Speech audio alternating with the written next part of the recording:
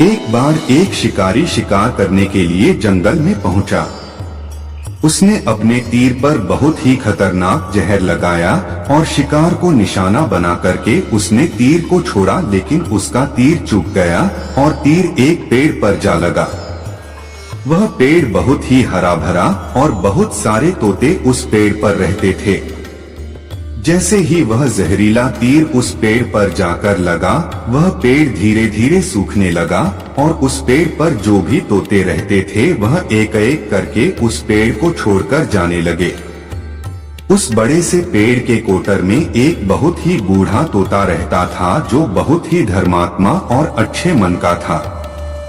सभी तोते उस पेड़ को छोड़कर जाने लगे थे, लेकिन वह बूढ़ा तोता जाता था, दाना लेकर के आता और उसी कोटर में आकर के बैठ जाता था, परंतु उस पेड़ को छोड़ने को तैयार नहीं था। बूढ़े तोते के साथियों ने कई बार आकर के उसे समझाया कि यह पेड़ सूख रहा है और किसी दिन गिर भी जाएगा, चलो किसी और पेड़ पर चल कर रहा जाए, परंतु वह बूढ़ा तोता वहां से जाने को तैयार नहीं हो रहा था।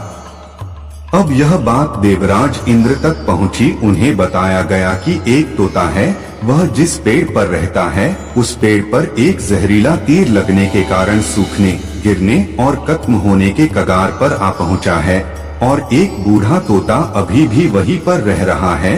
वह दाना लेकर आता है और वहीं पर रहता है, जबकि उस जंगल में बहुत सारे पेड़ हैं, लेकिन वह उसी पेड़ पर रह रहा है।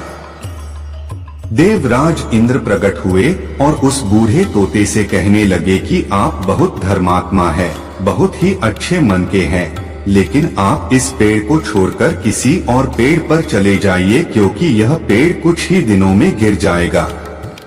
तालाब के पास में बहुत से बड़े बड़े हरे भरे पेड़ हैं, बड़े बड़े कोटर हैं, उन पेड़ों पर फल भी लगे हुए हैं, उन्हें वहीं पर तोड़कर खा सकते हैं, परंतु यहाँ से आप चले जाएं। तोता बोला, माफ कीजिएगा, इस पेड़ ने मुझे जीवन दिया है, शिकारियों से मेरी रक्षा की है, हर मौसम में मेरे साथ रहा है, ये कोटर मेरा घर है, यहाँ मैं पला बढ़ा हूँ, इस पेड़ को मैं छोड़कर कैसे जा सकता हूँ?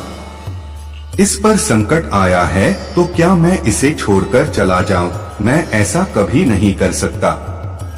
देवराज इंद्र तोते के इस बात से बहुत ही प्रसन्न हुए। उन्होंने तोते से कहा, मैं आपके इस बात से बहुत ही खुश हूँ, मांगो जो आपको मांगना हो।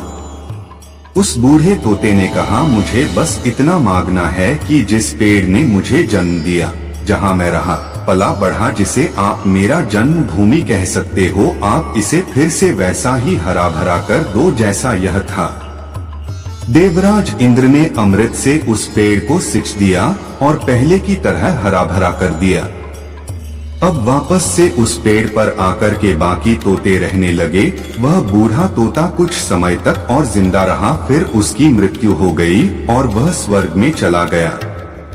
यह कहानी हमें सिखाती ये है कि जब भी किसी इंसान का बुरा दौर आता है तो इमोशनली वह टूटा हुआ होता है, उसे किसी के सहारे की जरूरत होती है, किसी की आवश्यकता होती है।